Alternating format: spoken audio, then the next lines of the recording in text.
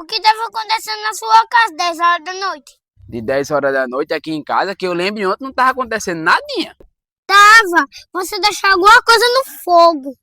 No fogo, meu Deus do céu. Não lembro que deixei nada no fogo ontem às 10 horas da noite, não, menino. Eu escutei muito bem sua mulher dizendo: apague meu fogo, apague meu fogo.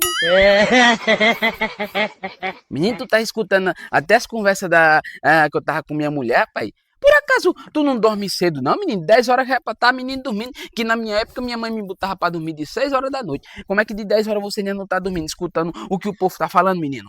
Me diga lá que fogo é esse, queimou alguma coisa, foi? Não, aqui em casa não queimou nada, não. Era a minha mulher que tava assistindo novela, rapaz. Rapaz, você é muito curioso, rapaz, nessa sua idade aí. Faz o seguinte, vai pra sua casa, vai assistir televisão, que é pra ver se tu dorme cedo, rapaz. Mas era só o que me faltava, rapaz. Esse menino, 10 horas da noite escutando o que os vizinhos andam fazendo, rapaz. Eu acho que esse vizinho anda aprontando.